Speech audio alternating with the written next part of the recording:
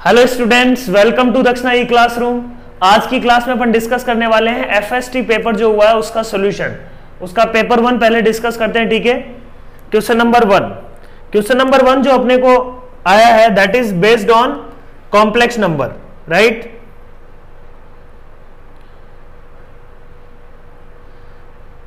Question number 1, तो ये जो पेपर था ओवरऑल जेई का जैसा पेपर होता है उसी टाइप का पेपर है ना। कुछ क्वेश्चंस इसमें टफ हैं और बाकी सारे क्वेश्चंस मॉडरेट टू इजी है ना। इजी क्वेश्चंस भी है इसमें बहुत सारे, मैं बताता जाऊंगा कौन से क्वेश्चंस अपने को करने चाहिए थे, है ना। अपन ये बोल सकते हैं कि क्वेश्चन नंबर 1, क्वेश्चन नंबर 2 अपने को फर्स्ट टाइम में अटेम्प्ट नहीं करने चाहिए, है ना। डायरेक्टली घुसते ही 3 डायरेक्टली अटेम्प्ट कर लो, 3, 4, 5 अटेम्प्ट कर लो, 6 अटेम्प्ट कर लो, है ना। 7, 8 अटेम्प्ट कर सकते हो। 9, 10 थोड़ा सा लेंदी है। फिर इंटीजर टाइप में अपन बोलेंगे कि question number 1 very easy, question number 2 is also easy, question number 3 is also easy, है ना। 4th is also easy, 5th is also a simple problem, 6th is also easy problem, question number 7 थोड़ा सा time लगेगा, 8 is also easy. तो अपन ऐसा बोल सकते हैं कि इन क्वेश्चंस में नहीं फंसना चाहिए था, है ना। क्वेश्चन नंबर 1 और 2 और जो प्रोबेबिलिटी पे दिया हुआ है उनको सेकंड राउंड में करना चाहिए था, ठीक है। तो शुरू करते हैं अपन। क्वेश्चन नंबर 1 क्या बोल रहा है, देखो कॉम्प्लेक्स नंबर का एक सिंपल सा प्रॉब्लम है। क्या बोल रहा है, ए एक सेट है, x is such that x की power 5 minus 1 is equal to 0 where x belongs to z। तो इस a में क्या क्या होगा, x की पावर 5 is equal to, है ना, 5th रूट ऑफ यूनिटी। क्या क्या होंगे, 1 alpha, alpha square, alpha cube, या अपन बोल सकते हैं कि 1 e to the power iota 2 pi by 5, e to the power iota 4 pi by 5, e to the power iota 6 pi by 5 and e to the power iota 8 pi by 5, right. ये सारे a के अंदर है, ठीक है। फिर b set उसने define किया है। b सेट क्या बोल रहा है, x is such that real part of x is between 0 to 1, right, and x belongs to a। x जो है वो a को बिलोंग करता है, राइट। तो ऐसे कौन कौन से ए में ऐसे कौन कौन से एलिमेंट्स हैं जिसका रियल पार्ट जो है 0 से 1 के बीच में, ठीक है। इसका रियल पार्ट 0 से 1 के बीच में नहीं है, ठीक है। तो मैं यदि ग्राफिकली देखूं तो मुझे पता है cube root of unit, fifth root of unity में एक रूट तो ये वाला इसका पॉजिटिव होगा रियल पार्ट, इसका रियल पार्ट क्या होगा, पॉजिटिव। बाकी जो दोनों होंगे वो इधर कहीं होंगे। तो ये वाला कौन कौन सा है, एक तो e to the power iota 2 pi by 5 और एक लास्ट वाला e to the power iota 8 pi by 5। इसको मैं e to the power iota 2 pi by 5 लिख सकता था और e to the power iota 8 pi by 5 को मैं e to the power iota -2 pi by 5 भी लिख सकता हूं, ठीक है। इसमें कोई दिक्कत नहीं है। तो ये दो एलिमेंट्स हैं किसमें, b में, ठीक है। तो b के एलिमेंट्स क्या क्या हुए, b इज इक्वल टू आएगा e to the power iota 2 pi by 5 and e to the power iota 8 pi by 5 या -2 पाई बाई 5, ठीक है, एक ही बात है, या 8 लिख दो। नेक्स्ट क्या बोल रहा है, p of x polynomial define किया है x प्लस एक्स की पावर 4। ऐसे q of x polynomial define किया है x square plus x cube. फिर Sx पोलिनोमियल डिफाइन किया है x की पावर 21, x की पावर 14 प्लस x की पावर 9 प्लस x प्लस 1, ठीक है। अब क्या बोल रहा है, देखो अब ऑप्शंस पे आते हैं ना, अपना क्वेश्चन सॉल्व हो गया। p of alpha is a real number और alpha belongs to b। Alpha b को बिलोंग करता है, तो अल्फा क्या होगा, इन दोनों में से कोई एक एलिमेंट, कोई भी एलिमेंट अपन उठाएं तो p ऑफ अल्फा निकालो। p ऑफ अल्फा क्या आएगा, देखो अल्फा प्लस अल्फा की पावर 4,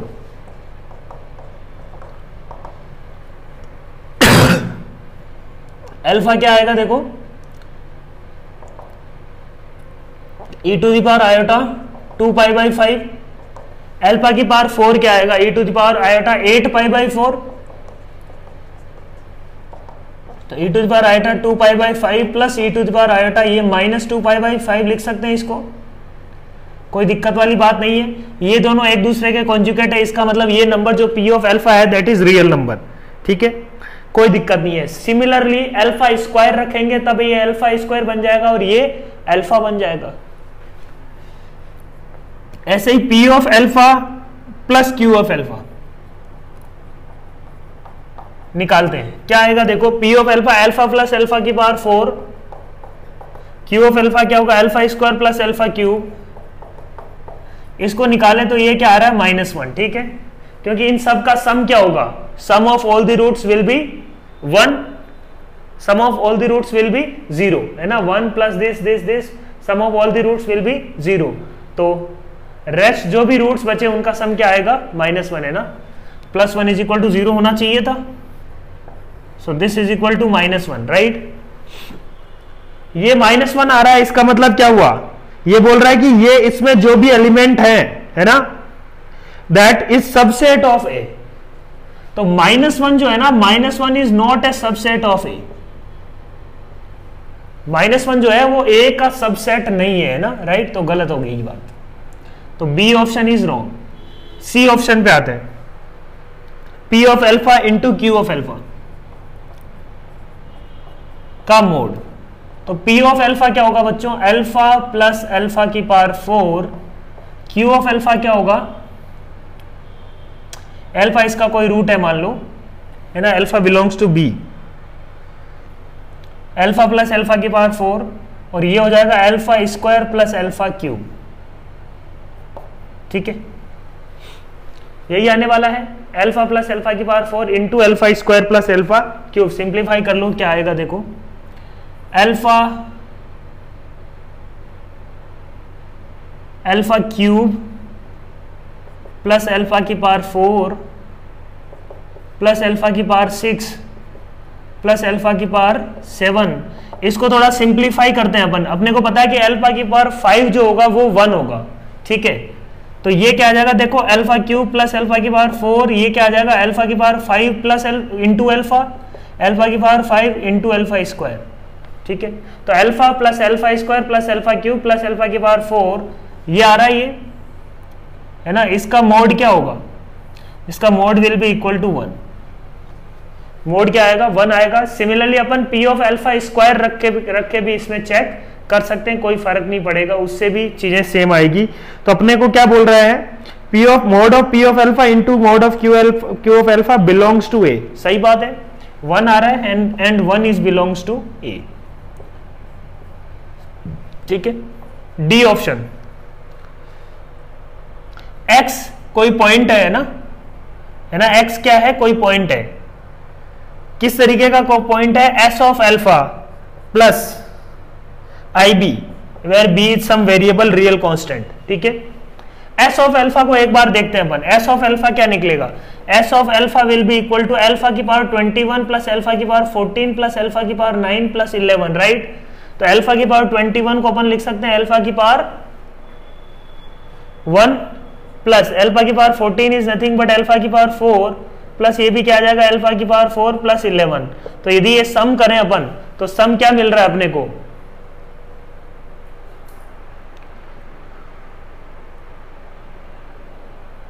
+1, ठीक है, प्लस एक्स भी है ना, अल्फा +1, ठीक है। अब देखो क्या मिल रहा है अपने को, 2 अल्फा प्लस अल्फा की पावर 4, अल्फा प्लस अल्फा की पावर 4 जो भी होगा, है ना, ये अल्फा प्लस अल्फा की पावर 4 को यदि देखें, निकालें अपन, वहां से निकाल के देखो क्या होगा, cos 2 पाई बाई 5, ये हो जाएगा 2 cos 2 पाई बाई 5, तो इसकी वैल्यू अपन देखें तो 4 cos 2 पाई बाई 5 +1 जो भी होगा एक कांस्टेंट होगा, राइट, अल्फा कोई और रखेंगे तो और कांस्टेंट आ जाएगा, तो अपन बोल सकते हैं कि ये जो भी आएगा वो क्या आएगा, 4 cos 2 pi by 5 plus iota times b, ये तो कांस्टेंट है ना, तो इसका मतलब क्या हुआ, बी वेरी कर रहा है ना, बी वेरी कर सकता है, ये कांस्टेंट है, मतलब x इज इक्वल टू क्या है, कुछ constant, x is equal to k किसका रिलेशन होगा, x is equal to k is a relation of line, ठीक है, x is equal to k क्या है, एक स्ट्रेट लाइन है, तो ये भी करेक्ट है।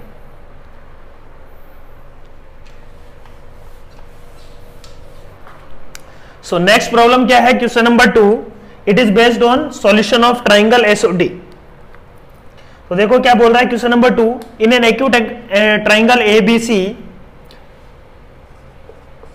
है ना, ट्राइंगल एबीसी में अपने को क्या बोला हुआ है, क्या क्या है, अपने को दिया हुआ है BC, BC is equal to 5,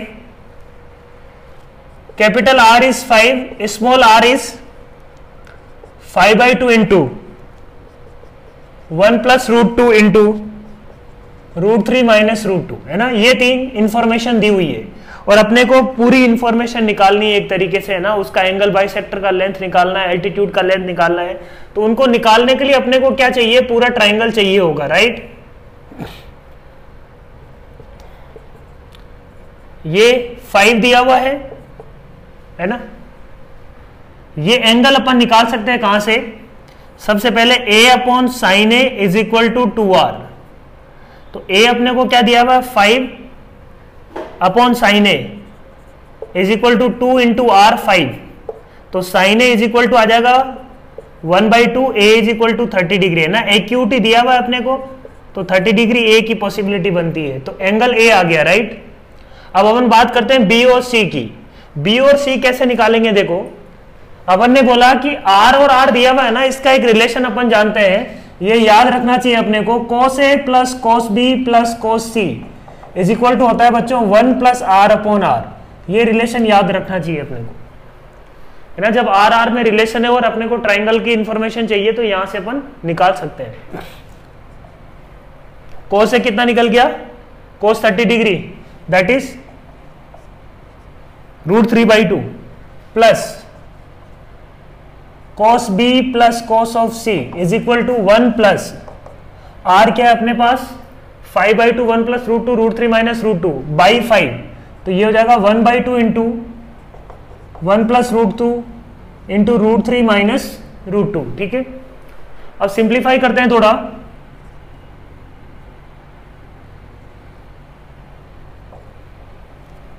ये हो जाएगा, इसको मल्टीप्लाई कर दो अंदर, 2 plus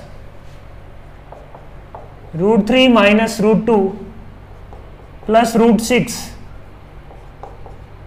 minus 2, √3 plus 2 cos b plus 2 cos c, √3 से √3 गया, 2 से 2 गया, तो यहां से अपने को क्या समझ में आ रहा है, cos b plus cos c की वैल्यू क्या आ रही है, देखो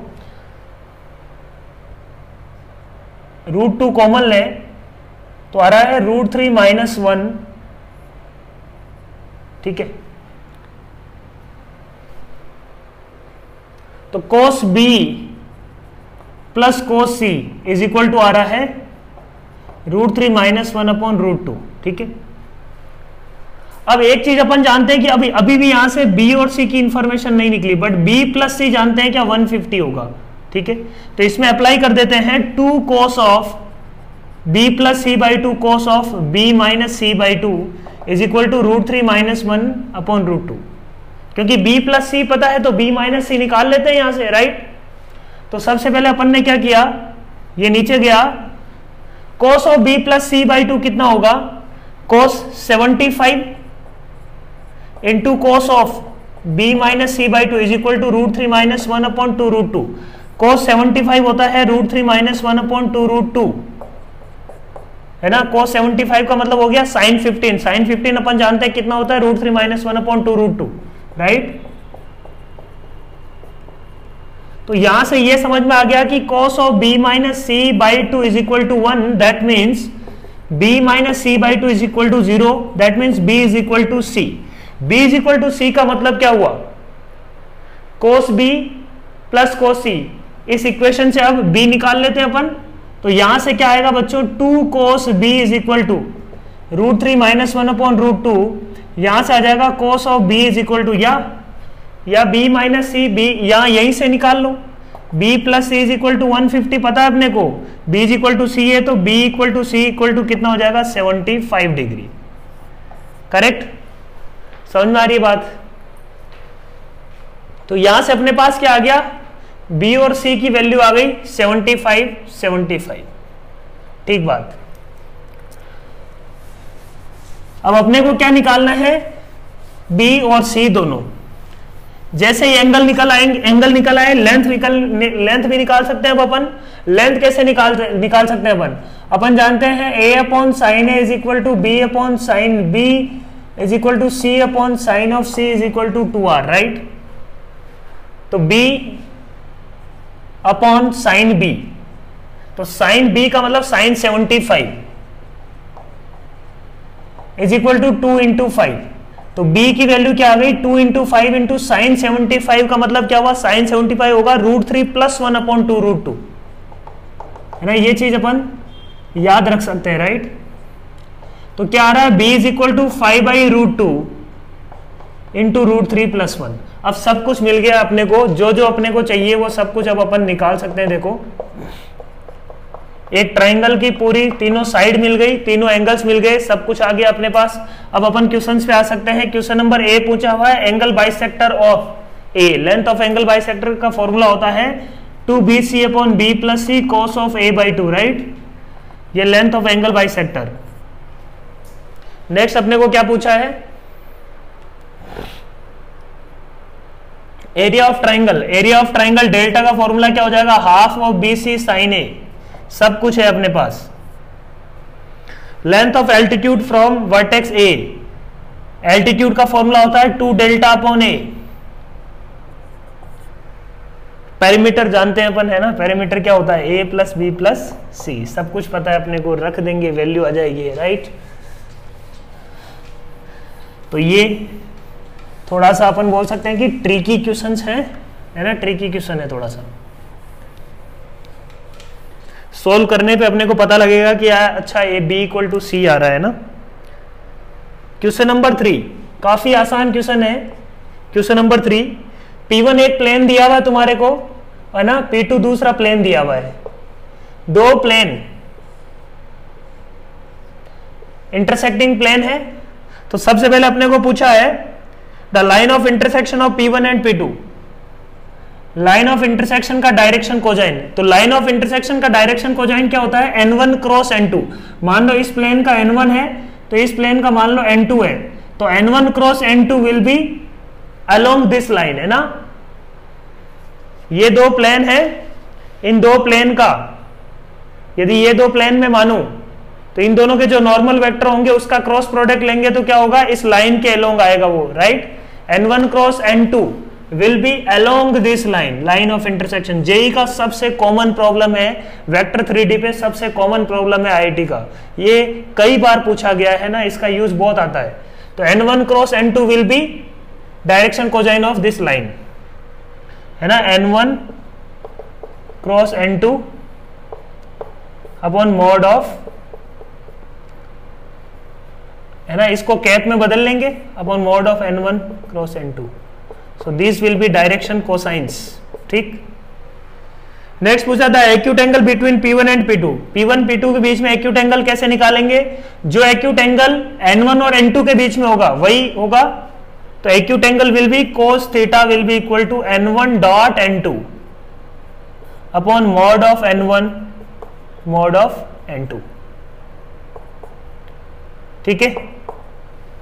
क्योंकि इन दोनों के बीच में जो एंगल होगा प्लेन्स के बीच में वही सेम एंगल होगा इनके नॉर्मल्स के बीच में। थर्ड क्या है, the acute angle between plane P1 and P2। तो ये हो गया, डी ऑप्शन है equation of plane passing through 1 0 0, है ना। पासिंग एक ऐसा प्लेन जो 1 0 0 से पास करता है और इस प्लेन के लाइन ऑफ इंटरसेक्शन से भी पास करता है। तो अपन जानते हैं फैमिली ऑफ प्लेन से अपन बोल सकते हैं कि वो ऐसा प्लेन होगा P1 plus lambda P2 is equal to P3। अब इसको पास करवा दो किससे, 1 0 0 से, वहां से किसकी वैल्यू आ जाएगी बच्चों, लेमडा की वैल्यू आ जाएगी, ठीक है। काफी सिंपल प्रॉब्लम है ना, बहुत ही स्टैंडर्ड प्रॉब्लम है वेक्टर 3D का। If R 2 -1 to 1 is given by f of x is equal to cos of pi by x. ये एक अपने को फंक्शन दिया हुआ है और इसका इंक्रीजिंग डिक्रीजिंग नेचर के बारे में अपने को बताना है। तो इंक्रीजिंग डिक्रीजिंग नेचर के बारे में कैसे बताएंगे, एफ डैश एक्स से बताएंगे अपन। एफ डैश एक्स किया अपन ने, एफ डैश एक्स क्या निकल के आ रहा है,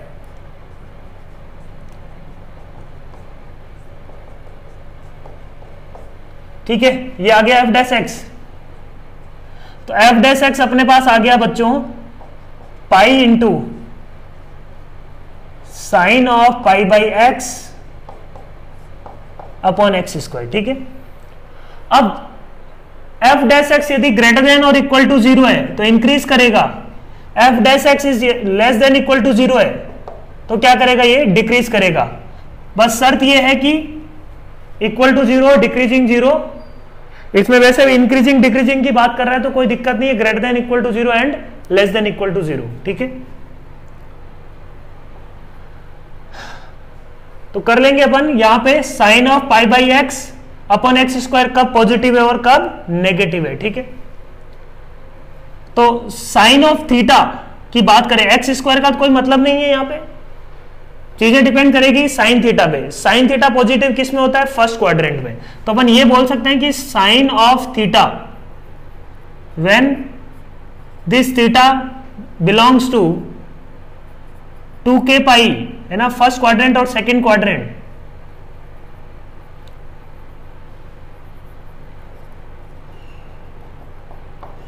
इन दोनों के बीच में क्या होगा, है ना, फर्स्ट क्वाड्रेंट और सेकंड क्वाड्रेंट, इन दोनों में क्या होगा, ये इंक्रीज करेगा, pi by x sine pi by x हो जाएगा पॉजिटिव। तो theta lies between 2k pi to 2k plus 1 pi for increasing function. तो यहां से अपन ये बोल सकते हैं कि 1 बाई एक्स जो है that lies between 2k to 2k plus 1। यहां से अपन बोल सकते हैं x greater than 1 upon 2k plus 1 to 1 by 2k। इसके लिए तो होगा इंक्रीजिंग, ठीक है। तो अपन बोल सकते हैं कि ऑड मल्टीपल से इवन मल्टीपल के बीच में होगा इंक्रीजिंग, ये की पॉइंट है। तो फर्स्ट में ऑड मल्टीपल से इवन मल्टीपल में होगा इंक्रीजिंग, ए ऑप्शन करेक्ट है। बी में भी क्या है, 2k स्क्वायर प्लस 3 का भी कोई मतलब नहीं है, k स्क्वायर क्या है, यहाँ पे इंटीजर है। तो ऑड मल्टीपल से किस पे जा रहा है ये बच्चों, इवन मल्टीपल पे, ठीक है, उससे एक आगे। तो उसमें भी क्या होगा, ये इंक्रीजिंग, डी करेक्ट है। डिक्रीजेज इन द इंटरवल, तो यहां पे क्या है, even multiple to odd multiple, है ना, इवन मल्टीपल से ऑड मल्टीपल में इसमें इंक्रीजिंग है तो दूसरे में अपने आप क्या होगा, डिक्रीजिंग होगा, साइन पाई बाई एक्स उस केस में क्या हो जाएगा, नेगेटिव। तो डिक्रीजिंग भी सही है, सी ऑप्शन करेक्ट है। डी क्या बोल रहा है, even multiple to even multiple, है ना, even multiple to even multiple, गड़बड़ है, पूरा कवर कर लिया इसने, है ना, पूरा चारों क्वाड्रेंट कवर कर लिया, 2k से 2k प्लस 2। तो चारों क्वाड्रेंट में इंक्रीज भी कर रहा है डिक्रीज भी कर रहा है, इसलिए डी ऑप्शन यहां पे हो गया इनकरेक्ट, ठीक है। क्वेश्चन नंबर 5 क्या बोल रहा है, देखो question number 5, the slope of the normal of any point x, y of this curve is given. Slope अपने को दी हुई है, राइट। अपने को क्या निकालना है यहां पे, y is equal to f x किस पॉइंट से पास करता है, इसके बारे में इंफॉर्मेशन बताना है। स्लोप दी हुई है, इस बात का मतलब क्या है, इस बात का मतलब ये हो गया अपने को -1 अपॉन वाई डैश दे दिया, क्या बोलो, -1 अपॉन वाई डैश दिया हुआ है 2xy upon x square plus y square plus 1, ठीक। तो अपन बोलते हैं कि ये एक डिफरेंशियल इक्वेशन है। इस डिफरेंशियल इक्वेशन को सॉल्व करते हैं अपन y is equal to f x, या फंक्शन निकाल सकते हैं यहां से, ठीक है। यदि एक बार फंक्शन ही आ गया तो अपन जो भी चाहे वो सब कुछ निकाल सकते हैं। तो अपन अपना फर्स्ट फोकस क्या है, यहाँ पे फंक्शन निकालना है, ठीक है। तो y dash is equal to क्या हो गया, -2xy है, तो ये इससे कैंसिल हो गया। क्वेश्चन नंबर है बच्चों 5। तो y dash is equal to क्या आएगा, देखो x square plus y square plus 1 upon 2xy। तो मैंने बोला इसको मैंने लिख दिया 2y बाई, ये यदि ध्यान से देखें यहां से इस डिफरेंशियल इक्वेशन के बारे में कुछ नहीं बोल पा रहे हैं अपन, ना तो ये लीनियर डिफरेंशियल इक्वेशन बन रही है, ना ये होमोजेनियस डिफरेंशियल इक्वेशन बन रही है। इसका मतलब कुछ अपने को सब्स्टिट्यूशन करना पड़ेगा to solve this differential equation. तो मैंने बोला कि 2y y dash is equal to क्या है, x square plus y square plus 1 upon x, और वाई स्क्वायर को क्या मैं ले लेता हूं टी, ठीक है। तो ये 2y डैश क्या बन जाएगा, है ना, 2y डैश बन जाएगा टी डैश। तो टी डैश, है ना, वाई स्क्वायर को मैंने क्या लिया बच्चों, टी, ये इसका की स्टेप है। वाई स्क्वायर को टी लेते ही क्या बन गया, देखो ये t dash is equal to x square plus t plus 1 upon x. Now this is very beautiful, correct है ना। अब ये सब कुछ अपने काम का है, कोई दिक्कत नहीं है। अपन T dash minus T upon X is equal to x square plus 1 upon x. Now this differential equation is linear differential equation in T, ठीक है। तो टी में लीनियर डिफरेंशियल इक्वेशन है तो अपन क्या करते हैं, इंटीग्रेटिंग फैक्टर निकालते हैं। इंटीग्रेटिंग फैक्टर क्या होता है इसका, है ना, लीनियर डिफरेंशियल इक्वेशन है, ये तो समझ में आ रहा है ना, t dash minus 1 by x into t, और ये क्या फंक्शन एफ ऑफ एक्स, सब एक्स का फंक्शन है। तो इंटीग्रेटिंग फैक्टर होता है e to the power integration of minus 1 by x into d x. तो ये इंटीग्रेटिंग फैक्टर क्या आ जाएगा, देखो I F will be e to the power minus l n mod x, ठीक है। That will be integrating factor will be 1 upon x या 1 upon mod x. तो यहां से अपन ने क्या बोल गया, इंटीग्रेटिंग फैक्टर इसका क्या आ रहा है, 1 बाई एक्स। तो इसका मतलब हो गया, कैसे लिखते हैं अपन, D of integrating factor into T is equal to, दोनों तरफ इंटीग्रेटिंग फैक्टर का क्या कर देते हैं, मल्टीप्लाई। तो मतलब 1 बाई एक्स का मैंने क्या कर दिया, दोनों तरफ मल्टीप्लाई कर दिया।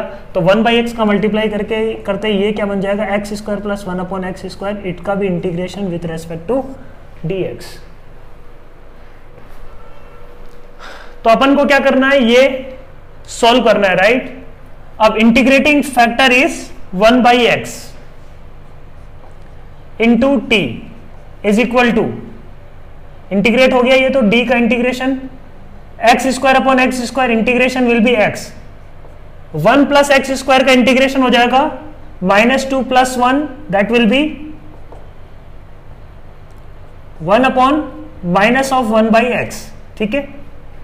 अब t को फिर से वापिस वाई स्क्वायर रख दो, तो t इज इक्वल टू क्या आ जाएगा, एक्स स्क्वायर माइनस 1, मल्टीप्लाई कर लिया अपन ने, Y square minus X square या X square minus Y square is equal to 1। तो ये आ गया अपने पास क्या, वो कर्व। अब अपने को जो भी निकालना है इससे रिलेटेड, अब हर चीज अपन निकाल सकते हैं, ठीक है। क्वेश्चन नंबर 6 क्या बोल रहा है, देखो f1 to infinity minus infinity to -1 be a continuous and differentiable function such that एक डिफरेंशियल एक रिलेशन दिया हुआ है, functional relation in terms of integration. तो अपन जानते हैं कि अपने को क्या करना होता है ऐसे केस में, पहले फंक्शन निकालना होता है, फंक्शन को निकालने की कोशिश करना है, ठीक है। क्योंकि ऑप्शन देखो y equal to f of x passes through the point 3, -24, f of x is onto into, है ना, एरिया भी निकलवा लिया, इसका मतलब फंक्शन निकालना पड़ेगा, राइट। क्वेश्चन नंबर 6 क्या बोल रहा है, सबसे पहले तो एफ ऑफ 1 क्या आ रहा है इसमें, एफ ऑफ 1 आ रहा है अपने पास 1 -2 -1 आ रहा है, ठीक है। एफ ऑफ 1 क्या आ रहा है, -1। एफ ऑफ एक्स अपने को ये दिया हुआ है, यहां से मैंने एफ ऑफ 1 निकाल लिया, 1 to x F of T upon x D T, ठीक है। ये प्रॉब्लम है अपना। तो अपन देखो क्या कर रहे हैं, इसमें दोनों तरफ डिफरेंशिएशन करना चाह रहे हैं। दोनों तरफ डिफरेंशिएशन करने से पहले एक काम कर लेते हैं, क्योंकि x तो क्या है, t के इंडिपेंडेंट है, तो t के लिए तो ये एक तरीके से कांस्टेंट है, तो x को अपन बाहर ले सकते हैं। ये बहुत इंपॉर्टेंट है, अपन ध्यान रखना चाहिए अपने को ये बात कि फंक्शन ऑफ x है, तो t के रेस्पेक्ट में यदि इंटीग्रेट हो रहा है तो फंक्शन ऑफ x को तुम कॉमन ले सकते हो, बाहर एज ए कांस्टेंट ट्रीट कर सकते हो। तो x को मैंने x दोनों तरफ क्या कर दिया, एक तरीके से 1/x बाहर ले लिया और दोनों तरफ मल्टीप्लाई कर लिया, तो ये बन जाएगा x into F of x square -2x³ plus, ठीक है। और वहां रहते हुए मेरे को यदि डिफरेंशिएट करना पड़ता तो इसी तरीके से करता, 1/x को u मानता, इसको v मानता, u dash v, UV dash, ऐसे करता मैं, है ना। मान लो डायरेक्टली यहीं पे मैं डिफरेंशिएट करना चाहूं तो मैं कैसे करूंगा, u v dash u v dash, इसमें u इंटू वी वाला फॉर्मूला लगाता मैं, यहां पे डिफरेंशिएशन कर देंगे, ये आ जाएगा f of x plus x into f dash of x is equal to 2x minus 6x square plus f of x, f of x से f ऑफ x गया तो ये अपने पास क्या आ जाएगा, देखो f dash x is equal to 2 minus 6x, integrate कर दो, f of x is equal to क्या आ जाएगा 2x minus 6x square by 2, तो that is 3x square plus c। अब अपन जानते हैं कि f ऑफ 1 क्या होना चाहिए, -1, 1 रखने पे क्या आ रहा है -1, मतलब c इज इक्वल टू क्या आ गया 0, है ना। यहाँ पे अपन ने यूज कर लिया f of 1 is equal to -1, ठीक है। अब ये फंक्शन आ गया, अब इसमें जो भी अपने को निकालना चाह रहे हैं सब कुछ अब निकल आएगा, फंक्शन ऑन टू है, इनटू है, सब कुछ अपने पास आ जाएगा यहां से।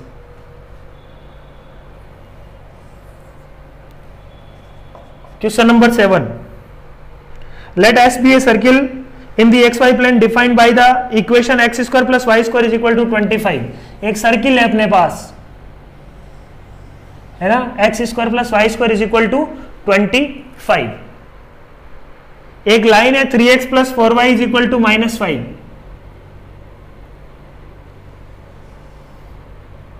ठीक है, ऐसी कुछ लाइन है। Intersect the circle S at point A and B, point A पे इंटरसेक्ट कर रही है, पॉइंट बी पे इंटरसेक्ट कर रही है, right. Then point of intersection of tangents to the S at point A and B, है ना। ए और बी पे टेंजेंट्स बनाई गई, उन टेंजेंट्स का पॉइंट ऑफ इंटरसेक्शन मान लो P। ये P निकालना है फर्स्ट प्रॉब्लम में, तो P निकालना तो काफी कॉमन प्रॉब्लम है ना। ये one of the standard problem बोल सकते हैं अपन। P को यदि मैंने माना अल्फा कोमा बीटा, राइट, तो अपन बोल सकते हैं कि P की टर्म्स में AB की इक्वेशन लिख सकता हूं क्या मैं। P के लिए AB क्या है, कोड ऑफ कॉन्टैक्ट, तो कोड ऑफ कॉन्टैक्ट की इक्वेशन होती है बच्चों T equal to 0 in terms of P, है ना, P की टर्म्स में। तो यहाँ पे वेरिएबल क्या होगा, अल्फा बीटा, तो ये हो जाएगा x alpha plus y beta is equal to 25, equation number 1। अब यही सेम इक्वेशन है जो अपने को गिवन है, 3x plus 4y is equal to 5, तो 5 से मल्टीप्लाई कर दो, पॉइंट्स क्या आ गया, अल्फा इज इक्वल टू 15, है ना, अल्फा इज इक्वल टू क्या आ गया 15 and beta is equal to क्या आ गया 20। दोनों को अपन ने क्या कर दिया, कंपेयर, क्योंकि दोनों इक्वेशंस क्या है, सेम है। इसी सेम कोड की इक्वेशन दी हुई थी और उस पॉइंट के टर्म्स में इस कोड की इक्वेशन लिख दी, तो 15,20 आ गया 7 का आंसर। ये one of the easiest problem अपन बोल सकते हैं यदि अपन ने कोऑर्डिनेट ज्योमेट्री पढ़ी है अच्छे से तो। नेक्स्ट पार्ट इसका, नेक्स्ट पार्ट क्या बोलता है, find the equation of parabola which passes through a, b whose axis is, है ना, उसका एक्सिस क्या है, axis is perpendicular to is vertex to the parabola this, ये उसकी डबल ऑर्डिनेट है, ये उसकी डबल ऑर्डिनेट है।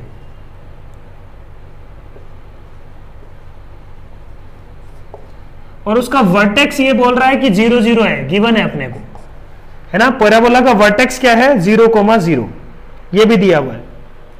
तो इसका मतलब इसका एक्सिस क्या होगा, 0,0 से पास करती हुई एक लाइन जो डबल ऑर्डिनेट के क्या होगी, परपेंडिकुलर। ये क्या हो गया बच्चों, इसका axis, axis of the parabola. Tangent at vertex की बात करें तो ये लाइन क्या है इसकी, tangent at vertex, tangent at vertex. तो मेरे को एक्सिस पता है इसका, टेंजेंट एट वर्टेक्स पता है, अपने को क्या निकालना है, लेंथ ऑफ लेटस रेक्टम, ठीक है, लेंथ ऑफ लेटस रेक्टम निकालते हैं। देखो लेंथ ऑफ लेटस रेक्टम निकालने के लिए मैंने ये बोला एक फॉर्मूला होता है अपने पास, Y square is equal to 4ax को ही दूसरे टर्म्स में लिखते हैं इन टर्म्स ऑफ डिस्टेंसेस, है ना। पैराबोला की equation in terms of distances क्या लिखते हैं, परपेंडिकुलर डिस्टेंस, y क्या होता है, परपेंडिकुलर डिस्टेंस, है ना, परपेंडिकुलर डिस्टेंस फ्रॉम एक्सिस, ये होता है y का स्क्वायर इज इक्वल टू क्या होता है, लेंथ ऑफ लेटस रेक्टम, ये डिस्टेंस की टर्म्स में है, इनटू x क्या होता है, x उसका होता है टेंजेंट एट वर्टेक्स से डिस्टेंस, तो परपेंडिकुलर डिस्टेंस, है ना, perpendicular distance from tangent at vertex.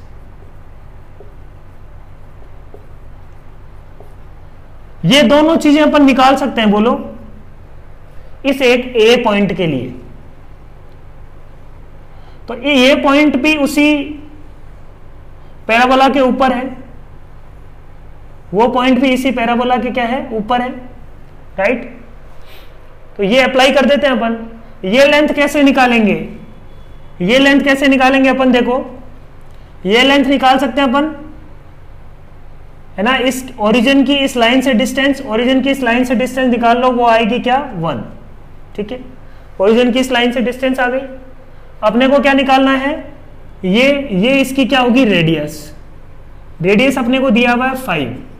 तो इस ट्राइंगल को मैं लूं,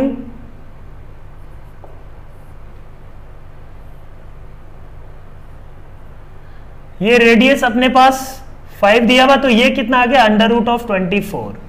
तो अपन बोलेंगे कि इसकी जो परपेंडिकुलर डिस्टेंस है इस लाइन से, दैट इज √24, करेक्ट, सही है बात, है ना। ये इसको इक्वल पार्ट्स में डिवाइड कर रही होगी, क्योंकि ये जो लाइन है सेंटर से एक परपेंडिकुलर डिस्टेंस जा रही है ना, सेंटर से परपेंडिकुलर जो भी होगा बाइसेक्ट करता है कोड को, ठीक है। तो ये इसको बाइसेक्ट कर रहा होगा, तो ये √24 आ गया, ये √24 आ गया, ये आ गया अपने पास 1 ना, perpendicular distance from axis, sorry ये आ गया √24 अपने पास एक्सिस, एक्सिस से उसकी डिस्टेंस है √24 लेटस रेक्टम, और perpendicular distance from vertex is 1, यहां से लेटस रेक्टम आ जाएगा 24। तो ये थोड़ा सा अपन बोल सकते हैं कि प्रॉपर्टी बेस्ड है, ट्रिकी क्वेश्चन है। विदाउट प्रॉपर्टी इसको अपन ट्राई करने जाएंगे तो it will be very lengthy, ठीक है, क्योंकि उसके लिए अपने को फिर ए निकालना पड़ेगा, बी निकालना पड़ेगा, उस टाइप से अपन सोचने की कोशिश करेंगे, ठीक है।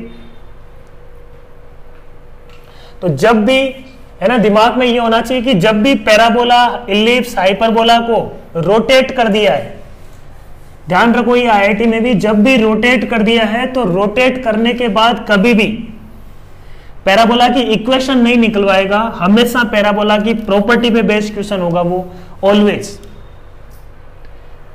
कोई भी ऐसा क्वेश्चन नहीं आएगा जिसमें तुम्हारे को इक्वेशन निकालनी पड़ रही है, वो हमेशा क्वेश्चन प्रॉब्लम किसका होगा, प्रॉपर्टी का होगा। अपने दिमाग में उल्टा शुरू कर दो सोचना कि वो क्या है, प्रॉपर्टी बेस्ड प्रॉब्लम है, ठीक है। तो ये था क्वेश्चन नंबर 8 बच्चों, question number 8। Question number 9 probability पे,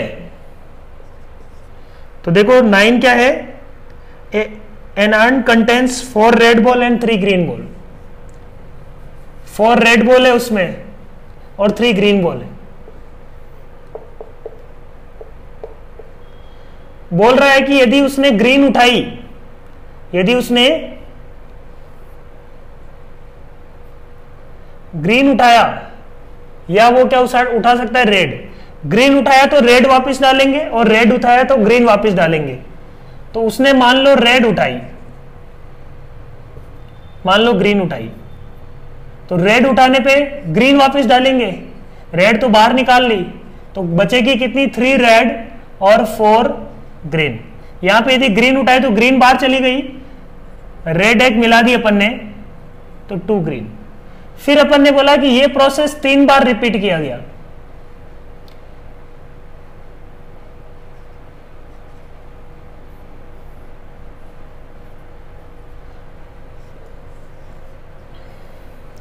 तो एक बार ग्रीन मान लो उठाई, तो 3 ग्रीन बच गई, रेड बढ़ा दी 4 रेड। रेड उठाई तो 3 रेड थे तो 2 रेड बच गया, और 4 ग्रीन में से 5 ग्रीन हो गया, है ना। जो बॉल उठाइए उसका अपोजिट वापस रखेंगे। यहां पे क्या है देखो,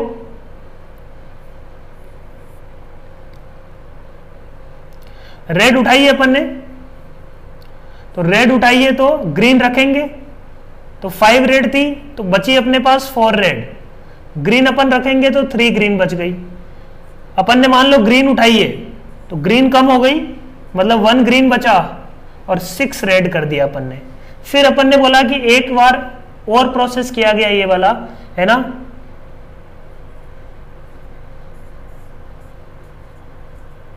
तो पहले मैं तो सैंपल स्पेस बना रहा हूं पहले, है ना। सैंपल स्पेस क्या क्या पॉसिबिलिटी बनती है। ग्रीन मान लो मैंने उठाई, राइट। 2009 के आसपास एक ऐसा प्रॉब्लम आया था आईआईटी में। मान लो ग्रीन उठाई तो ग्रीन कितनी बचेगी अब, 0 ग्रीन। रेड कितनी बच जाएगी, 7 रेड, ठीक है। मान लो अपन ने रेड उठाई, ठीक है। अब रेड उठाएंगे तो अपने को ग्रीन एक मिलानी पड़ेगी, तो 2 ग्रीन 5 रेड, ठीक है। ग्रीन उठाई तो अपने पास कितनी बचेगी अब, 2 ग्रीन बच गई और रेड एक बढ़ गई, 5 रेड। रेड उठाई तो अपने पास क्या बचेगा, 3 रेड, है ना। ग्रीन में क्या मिल जाएगा, 4 ग्रीन, ठीक है। एक बढ़ाना है अपने को, है ना। जो उठाइए उसका ऑपोजिट में एक बढ़ाना है, जो उठाइए उसका ऑपोजिट में एक बढ़ाना है। ग्रीन उठाई तो 2 ग्रीन 5 रेड। रेड उठाया है तो 3 रेड 4 ग्रीन।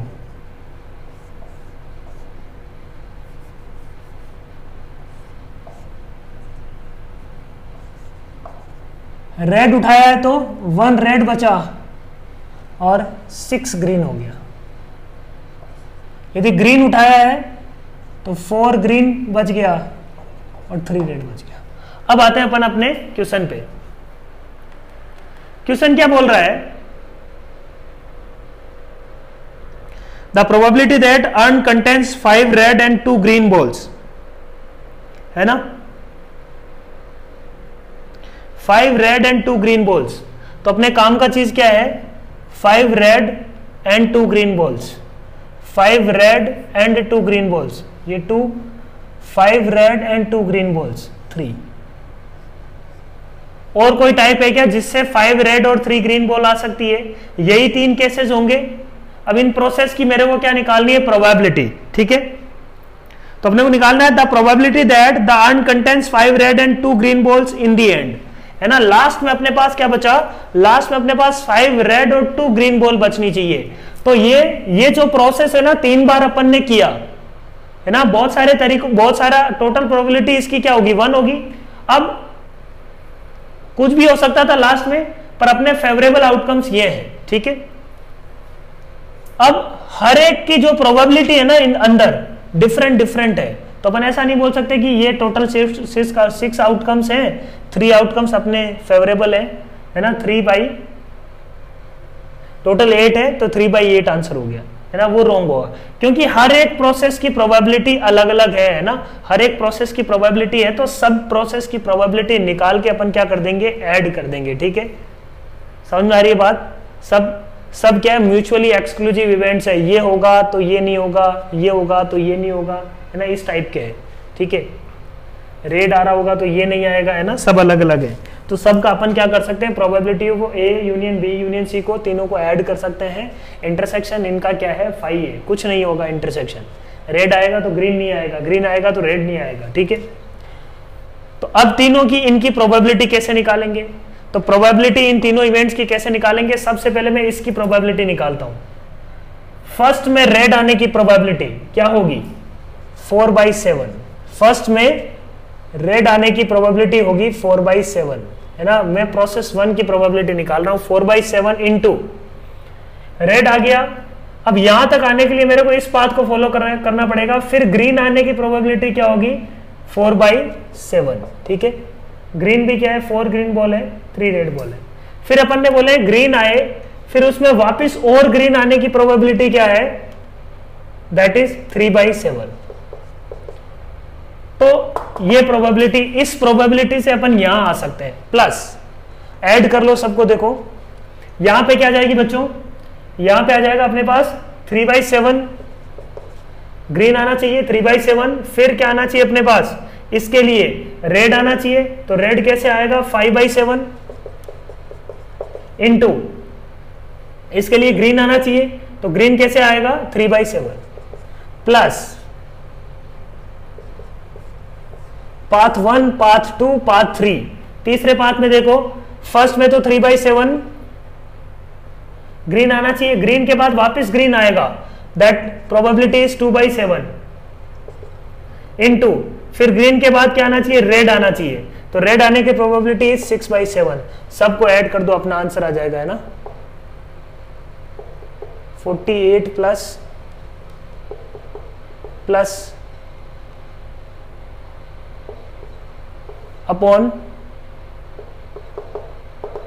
क्या आ रहा है देखो,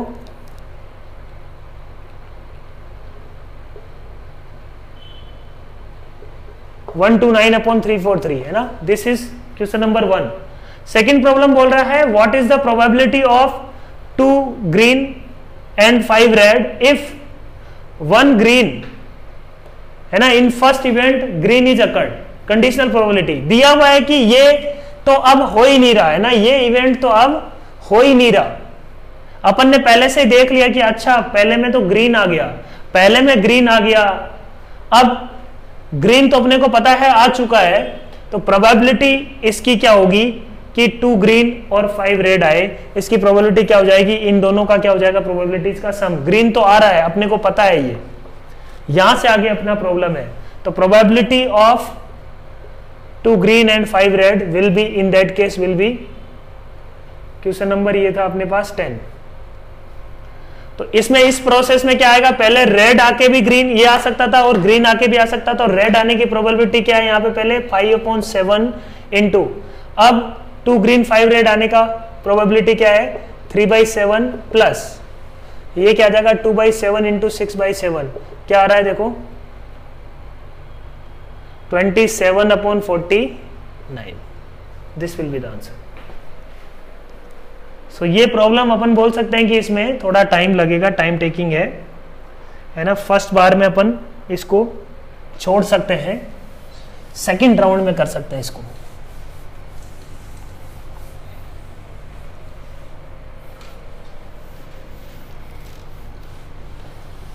क्योंकि प्रोबेबिलिटी के क्वेश्चन में पहले तो अप्रोच, उसके बाद उसकी क्लैरिटी, बहुत सारी चीजें हैं।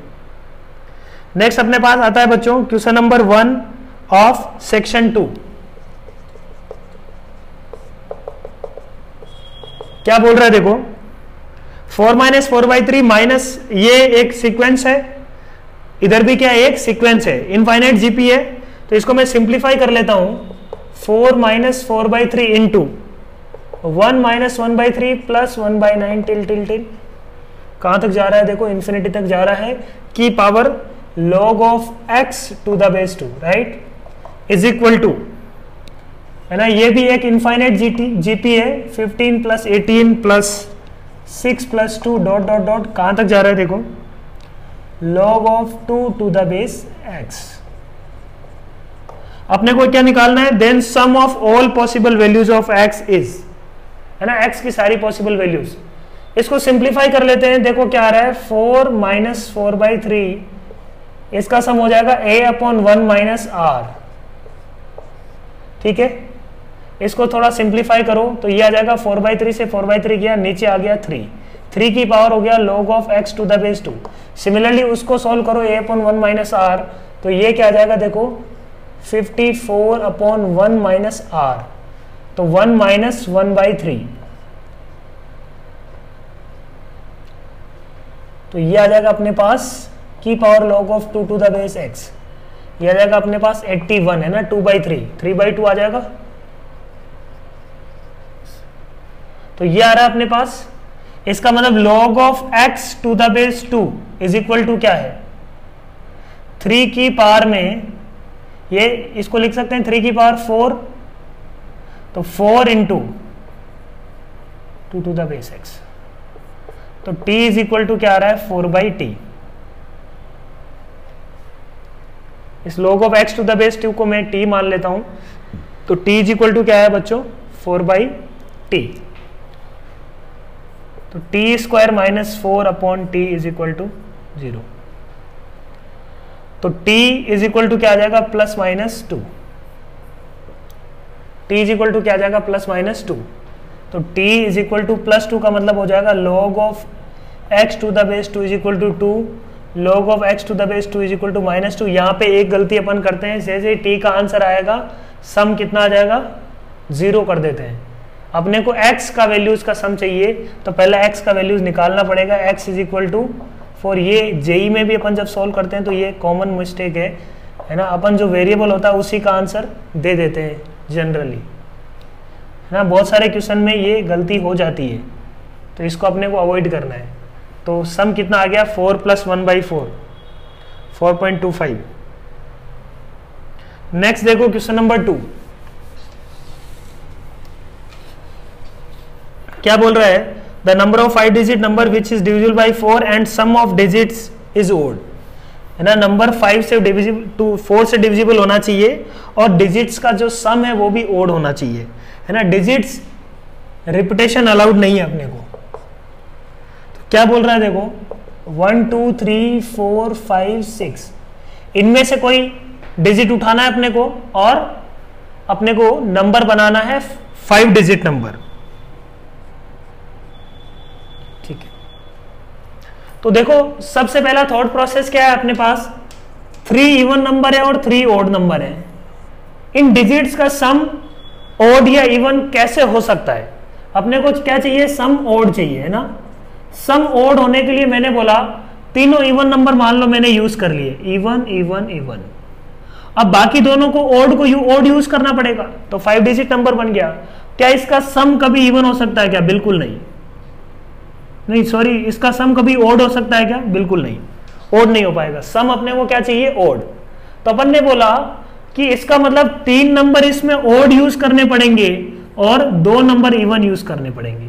तो अपने को क्या चाहिए, इस सेट में से 2 इवन एंड 3 ओड से हमेशा अपना नंबर बनेगा। पहली बात, point number 1, this is constant number 1।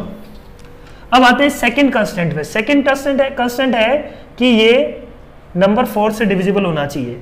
तो सबसे पहले अपन उठाते हैं कि 4 से डिविजिबल लास्ट 2 डिजिट्स क्या होने चाहिए, 4 से डिविजिबल लास्ट 2 डिजिट्स पे क्या क्या आएगा, 1 2 1 6 आ सकता है, 1 के साथ इतना ही होगा, फिर 2 4 3 2 3 6, फिर 4 8 होगा नहीं, 4 4 होगा नहीं, तो फिर 5 पे आ जाते हैं अपन, 5 2 5 6। और कोई पॉसिबिलिटी है क्या, 6 के साथ 6 2 नहीं होगा, 6 4 होगा, 6 8 होगा नहीं, तो यही पॉसिबिलिटी बनती है अपने पास, है ना, ठीक है। अब इनके जो फर्स्ट 3 डिजिट्स हैं उनके बारे में सोचते हैं। ये तो भाई कांस्टेंट हो गया ना, तो इनमें से देखो एक इवन एक ओड कितने हैं, क्योंकि यदि 2 इवन ले लिए अपन ने तो बाकी तीनों ओड ही होना है, तो उनके लिए कंडीशन सेम होगी। तो 2 इवन कहां है, 2 इवन एक तो यहां है, 2 इवन एक नहीं, 2 इवन है अपने पास 64 में, बाकी सब जगह एक ओड एक इवन है, ठीक है। तो 6 जो केसेज हैं उन 6 केसेज के लिए एक ओड और एक इवन तो यूज हो गया। अब अपने को क्या चाहिए, इधर अपने को चाहिए 2 ओड चाहिए इधर और 1 इवन चाहिए, तभी ये अपन बना पाएंगे, है ना। 2 ओड 1 इवन चाहिए। 2 ओड, एक ओड का सिलेक्शन हो चुका है, तो बाकी जो दोनों ओड बचे उनमें से दोनों का सिलेक्शन कर लो, है ना। इवन कितने बचे हैं, एक इवन यूज हो गया, मतलब 2 इवन बचे होंगे, 2 में से एक इवन को सेलेक्ट कर लिया, है ना। इनको अरेंज करने का तरीका 3 फैक्टोरियल। 6 क्या है, all the numbers in which we have 1 odd and 1 even, plus अब दोनों इवन जो नंबर है उनमें क्या पॉसिबिलिटी बन सकती है, दोनों इवन तो आ गए, अब जो बाकी तीनों नंबर आने वाले हैं, तीनों डिजिट आने वाली है, वो तीनों डिजिट क्या आएगी, तीनों डिजिट को ओड ही होना पड़ेगा, है ना। ओड अपने पास 3 ही डिजिट्स हैं, तो ऐसे कितने हैं, 2 नंबर्स एस टाइप के हैं, 2 इंटू ओड डिजिट्स अपने पास है 3 और तीनों को यूज करना है तो 3 फैक्टोरियल। तो कितना आंसर आ रहा है देख लो, क्या आ रहा है,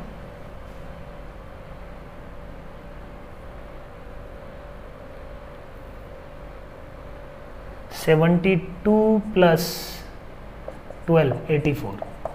दिस इज द आंसर। तो ये अपन बोल सकते हैं कि एक इजी क्वेश्चन ही है पीएनसी का, इसमें ज़्यादा कुछ सोचना नहीं पड़ रहा है ना। पीएनसी के जो जेई में क्वेश्चन आते हैं उनके हिसाब से ये इजी है, ठीक है। क्वेश्चन नंबर 3, क्वेश्चन नंबर 3 क्या बोल रहा है, 2 सीक्वेंस है अपने पास, एक सीक्वेंस है अपने पास एपी, A12 दिया हुआ है, AR+1 क्या दिया हुआ है, AR+1 is equal to 2AR। ये क्या आ गया अपने पास, एक जीपी आ रही है ना, ये जीपी कैसी आ रही है,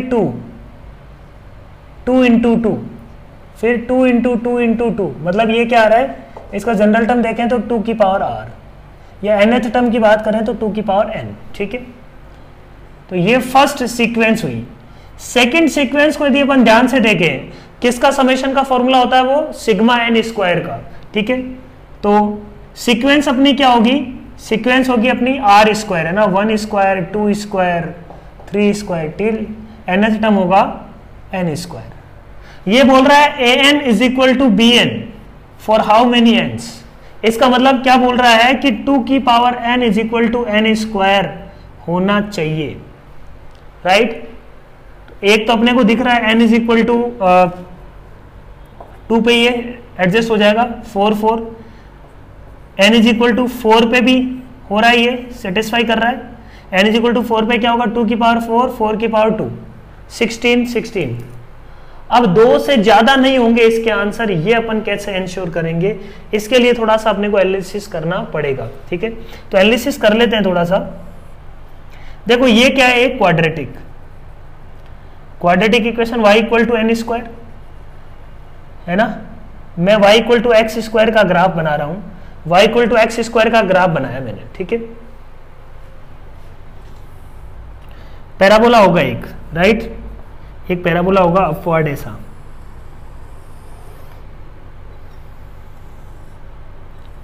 अब देखो y इक्वल टू 2 की पावर x, 2 की पावर x क्या होगा,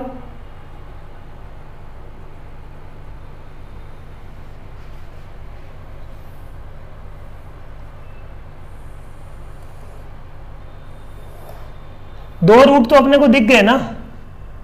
तो सिचुएशन क्या है, देखो 2 से ज्यादा हो नहीं सकता, क्यों, क्योंकि देखो ये जो एक्सपोनेंशियल है ना, ये इन्फिनिटी की तरफ अप्रोच कर रहा है। यदि 2 अपने को दिख गए, एक ये वाला और एक ये वाला, एक नेगेटिव में होगा, नेगेटिव में भी होगा, पर अपने को उसका जरूरत नहीं है, एन यहाँ पे क्या है, पॉजिटिव, ठीक है।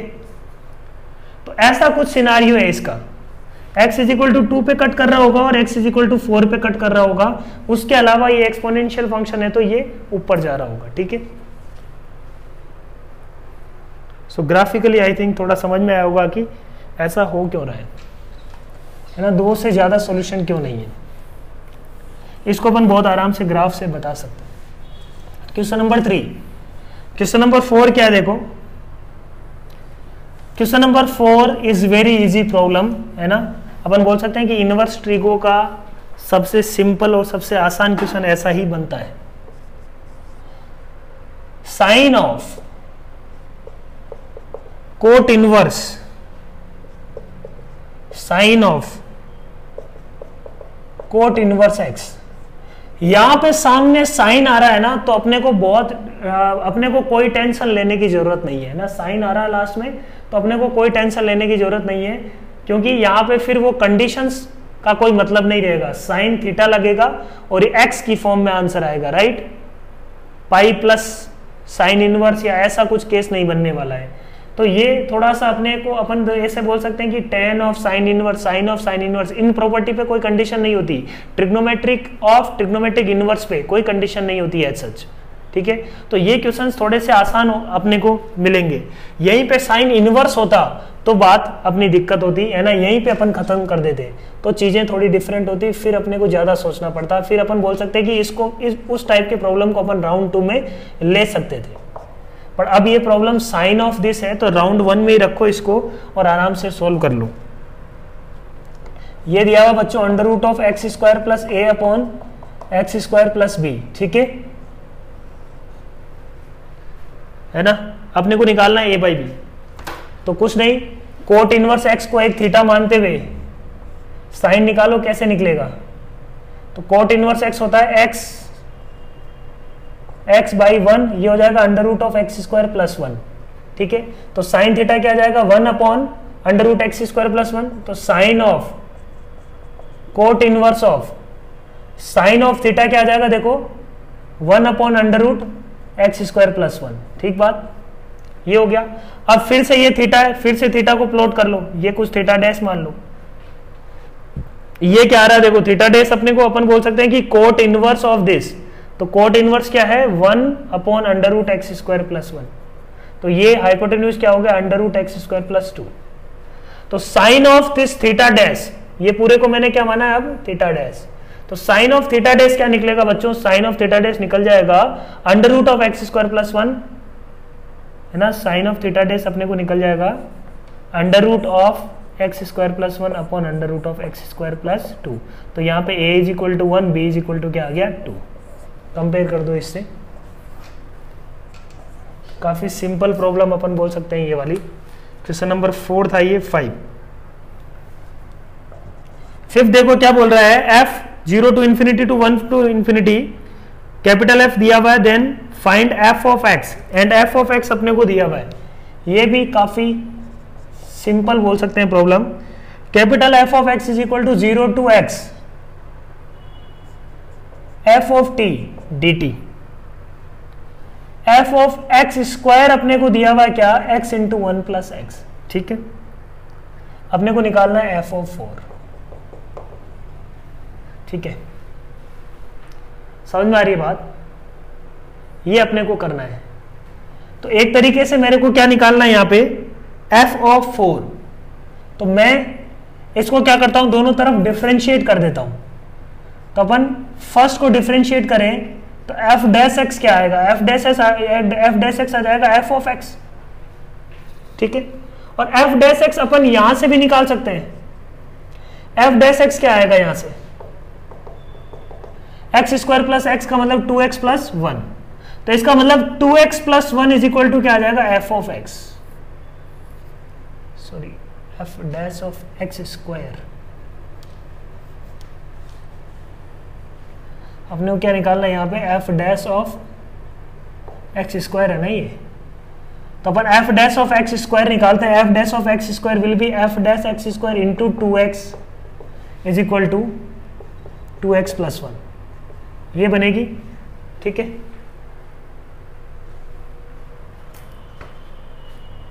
ये नहीं होगा। अब अपने को इन दोनों रिलेशन का यूज करना है, राइट। ये इक्वेशन नंबर 1 मान लेते हैं, ये 2 मान लेते हैं। निकालना क्या अपने को f ऑफ 4 निकालने के लिए अपन ने बोला कि f डैश 4 निकाल लेते हैं पहले। f डैश 4 इंटू एक्स की जगह मैंने क्या रखा 2 इज इक्वल टू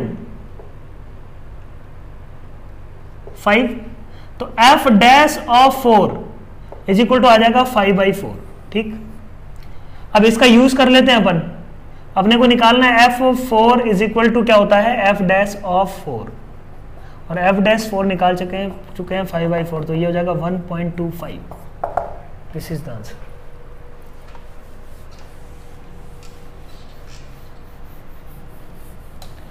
तो सिंपल सी प्रॉब्लम है क्वेश्चन नंबर 5। नेक्स्ट बढ़ते हैं अपन क्वेश्चन नंबर 6 पे। क्वेश्चन नंबर 6 देखो क्या बोल रहा है, it's a vector problem, again it's a very easy problem. अपने को क्या दिया हुआ है, Q दिया हुआ है और R दिया हुआ है।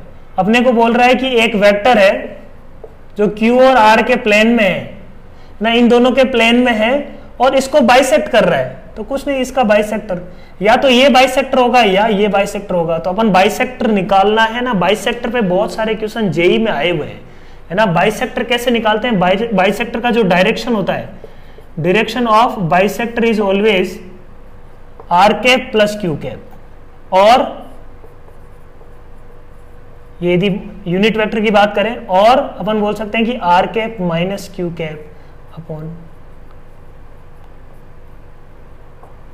ये दो बाइसेक्टर होते हैं, इनमें से एक ये डायरेक्शन होगी, एक ये डायरेक्शन होगी। अब देख लो कि कौन सी अपने को चाहिए। अल्फा नॉन जीरो दिया हुआ है, तो अल्फा नॉन जीरो दिया हुआ है तो अपने को माइनस में तो क्या होगा, आयोटा आयोटा कैंसिल हो जाएगा। अपने को क्या निकालना है अल्फा नॉन जीरो के लिए, तो R cap plus Q cap बनाओ पहले तो ये हो जाएगा, देखो बच्चों, आई प्लस जे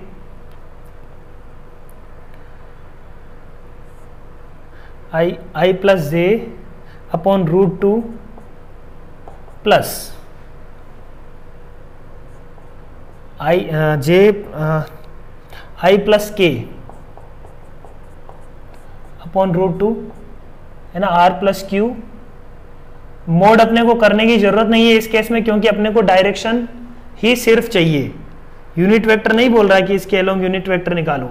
तो lambda times this will B angle bisector.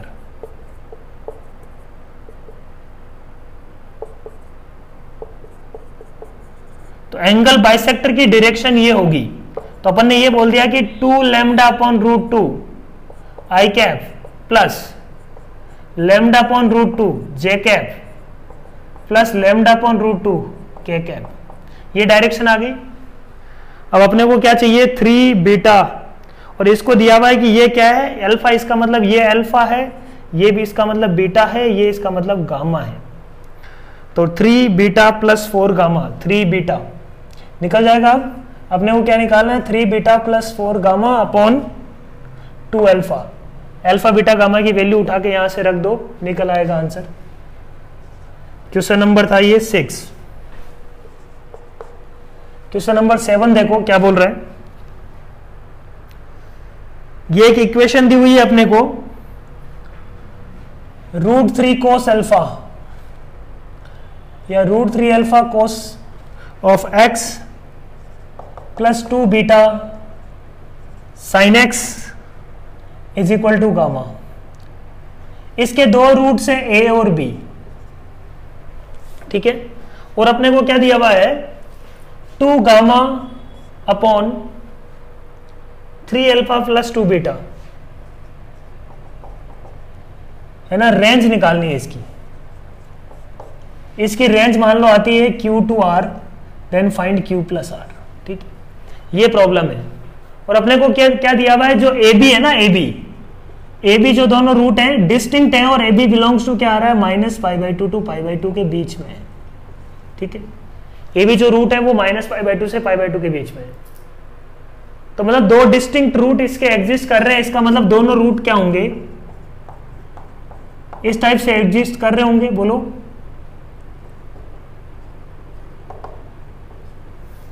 है ना।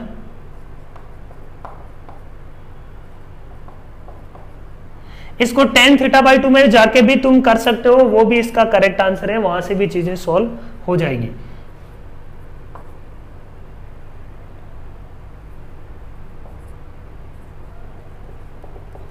इक्वेशन नंबर 1 2 है ना, ए बी को सेटिस्फाई करवा दिया, क्योंकि अपने को यूज करना है a plus b/2 is equal to π/3, a plus B is equal to दिया हुआ है π/3, इस बात का यूज करना चाह रहा हूं, ठीक है ना। a प्लस बी जो डिस्टिंक्ट रूट है उनका सम दिया हुआ है अपने को π/3। अब उस a प्लस बी का यूज कैसे करेंगे, दोनों इक्वेशन को ऐड करो बच्चों, √3 alpha cos a plus cos B हो जाएगा 2 cos a plus b/2 into cos of a minus b/2, right. Add किया तो ये क्या आ जाएगा, 2 beta sine a plus sine b, क्या आ जाएगा, 2 sine a plus b/2 into cos of a minus b/2 is equal to आ जाएगा 2 गामा। थोड़ा और सिंप्लीफाई करते हैं इसमें, कोस a plus b/2, cos a minus b/2 क्या आ रहा है, कॉमन, ठीक बात। अंदर बचेगा √3 अल्फा इंटू ना 2 ही कॉमन ले लेते हैं अपन, 2 cos a minus B by 2 ले लेते हैं common, √3 alpha into cos a plus b by 2 मतलब cos pi by 6, cos pi by 6 का मतलब क्या हो गया अपने पास, cos pi by 6 is √3 by 2, तो cos पाई बाई 6 आ गया √3 बाई 2, ये 2 से 2 मान लो कैंसिल हो गया, 2 अंदर ही रखते हैं, फायदा होगा उसका, है ना, इस 2 से 2 एक कैंसिल हो गया, plus 2 beta into 2 into sine a plus b by 2 का क्या मतलब हो गया, sine of pi by 6 that is half. इसको सिंप्लीफाई करने पे यहां से आ रहा है cos of a minus B by 2 is equal to 2 gamma upon 3 alpha plus 2 beta. ये एक इंटरेस्टिंग रिजल्ट आया, जो अपन ने को पूछा हुआ है ना 2 gamma upon 3 alpha plus 2 beta, वही मिल गया। इसका मतलब इसका डिपेंड करेगा, जो भी रीजन है वो डिपेंड करेगा cos of a minus B by 2 पे, है ना, cos a minus B by 2 पे डिपेंड करने वाला, राइट। तो cos a minus B by 2 की रेंज निकाल लेते हैं अपन।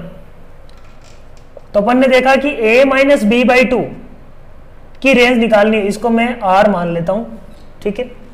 अपने को क्या क्या रेस्ट्रिक्शन दी हुई है, a belongs to minus pi by 2 to pi by 2, b belongs to minus pi by 2 to pi by 2 and a plus B is equal to pi by 3। ये तीनों कंडीशन सेटिस्फाई होनी चाहिए बच्चों, है ना।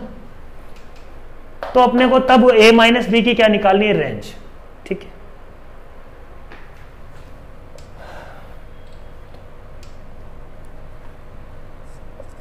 तो देखो a माइनस बी की रेंज कैसे निकालेंगे, पहले मान लो मैं a को रखता हूं b प्लस पाई बाई 3 या b को रखता हूं pi by 3 minus a, b को रखता हूं pi by 3 minus a upon 2 is equal to क्या आएगा r। ये जो भी है इसकी रेंज, इस फंक्शन को मैं r मान लेता हूं। तो ये क्या बन रहा है देखो 2a, तो a माइनस पाई बाई 6 बन गया। a माइनस पाई बाई 6 की रेंज निकालनी है, एक वेरी कर रहा है minus pi by 2 to pi by 2, b भी ध्यान रखना pi by 3 minus, sorry a क्या ध्यान रखना पाई बाई 3 माइनस b है। तो a की वैल्यू, a की वैल्यू पे डिपेंड करेगा क्या, b की वैल्यू, a की वैल्यू पे डिपेंड करेगा क्या, b की वैल्यू, है ना। यहां पे a की वैल्यू मैक्सिमम करने के लिए पाई बाई 2 रख सकते हैं, कोई दिक्कत नहीं है ना। पाई बाई 3 माइनस पाई बाई 2 जो मिनिमम वैल्यू आएगी वो माइनस पाई बाई 2 से ऊपर ही होगी, है ना, ठीक है। तो पाई by 3 minus pi by 2 b भी सेटिस्फाई कर रहा है, पाई बाई 2 a को पाई बाई 2 रखने में अपने को कोई दिक्कत नहीं है। पाई by 2 minus pi by 6 will be pi by 3। तो मैक्सिमम वैल्यू तो क्या आ गई, r मैक्सिमम, r मैक्सिमम क्या आ रहा है बच्चों, पाई बाई 3, ठीक है। 8a is equal to pi by 2। ऐसे ही r मिनिमम निकालने की कोशिश करो। r मिनिमम अपन कैसे निकालेंगे, देखो क्या a की जगह माइनस पाई बाई 2 रख देते हैं, है ना। यहां पे a की जगह माइनस पाई बाई 2 रख दें क्या, a की जगह माइनस पाई बाई 2 रख दिया तो ये माइनस 2 पाई बाई 3 आ गया, ठीक है। बट a की जगह क्या minus 2 pi by 2 upon actually में रख सकते हैं क्या, माइनस पाई बाई 2 रखने पे ये जो वैल्यू है ना b क्या होगा, पाई बाई 3 प्लस पाई बाई 2, वो पाई बाई 2 से बड़ी हो जाएगी। और अपन को पता है कि a b belongs to minus pi by 2 to pi by 2, तो अपन क्या रख सकते हैं यहाँ पे, a की वैल्यू नेगेटिव में कितनी रख सकते हैं अपन, छोटी से छोटी वैल्यू। तो इन दोनों का सम पाई बाई 2 होना चाहिए बेसिकली। तो यहां पे a कितना रख सकते हैं अपन, माइनस ऑफ पाई बाई 6। समझ में आ रही है बच्चों, a कितना रख सकते हैं, minus of pi by 6, minus of pi by 6 that will B minus pi by 3। यही इसमें इंटरेस्टिंग था, है ना। तो अपने को यहां से समझ में आ रहा है कि a minus B belongs to क्या आना चाहिए, minus pi by 3 to pi by 3। तो यहां से ये माइनस पाई बाई 3 से पाई बाई 3 के बीच में, तो इसकी रेंज क्या आ जाएगी बच्चों, है ना, cos of a minus B by two, A minus B by two आ गया माइनस पाई बाई थ्री से पाई बाई थ्री के बीच में, तो cos a minus B by two की रेंज क्या आएगी 0 to pi by three, cos मतलब नेगेटिव में तो सेम ही होगा cos थीटा, तो अपन ये बोल सकते हैं कि 1 होगा cos 0 और cos पाई बाई थ्री कितना होगा अपने पास, cos pi by three will be half, है ना। तो दिस टू गामा अपॉन जो भी लिखा हुआ है that will belong to half to 1।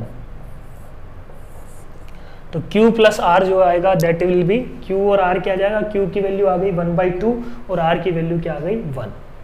तो अब जो भी पूछा गया अपने को Q plus R that will be 1 plus 1/2 1.5। Next देखो question number 8। Question number 8 simple सी प्रॉब्लम है, काफी आसान है ना। मैट्रिक्स एंड डिटरमिनेंट में आजकल ऐसे क्वेश्चन आने काफी कॉमन है। एक 2x2 की मैट्रिक्स दी हुई है, मतलब ABCD ले लेता हूं मैं, into XY is equal to 1,0 का होना चाहिए यूनिक सॉल्यूशन। इसका यूनिक सॉल्यूशन कब होगा बच्चों, जब इसका इनवर्स एग्जिस्ट करेगा, ताकि अपन इनवर्स से मल्टीप्लाई और कर दें। अब इसका इनवर्स कब एग्जिस्ट करेगा, जब डिटरमिनेंट ऑफ A होगा नॉट इक्वल टू 0। डिटरमिनेंट होता है क्या इसका, AD माइनस BC, ठीक है, सही है बात। अब AD BC जो भी है सब क्या है 1 और 0 में से। अब डिटरमिनेंट नॉन जीरो कैसे कैसे हो सकता है, ये 1 हो जाए ये 0 हो जाए, ये 0 हो जाए ये 1 हो जाए, और अब 0 0 पे तो कोई पॉसिबिलिटी नहीं बनती ना, या दोनों 1 1 हो जाए तब भी कोई पॉसिबिलिटी नहीं बनती। तो इसका मतलब एक को 1 होना पड़ेगा, दूसरों को 0 होना पड़ेगा। एक को 1 कैसे होगा, मान लो AD 1 होता है तो A और AD BC में देखता हूँ, AD को मैंने 1 1 रखा तो BC 0 के लिए क्या क्या हो सकता है, 1 0 हो सकता है, 0 1 हो सकता है, 0 0 हो सकता है। तो ये 3 पॉसिबिलिटी। फिर अपन ने बोला कि AD मान लो होता है 0, तो AD यही चेंज हो जाएगा, ये क्या हो जाएगा 1 1। तो 3 पॉसिबिलिटी ये और आ गई। तो टोटल कितनी पॉसिबिलिटीज है बच्चों, 6। तो यही अपना पेपर था आज का। सो नेक्स्ट अपन डिस्कस करेंगे FST का paper 2। So thank you very much.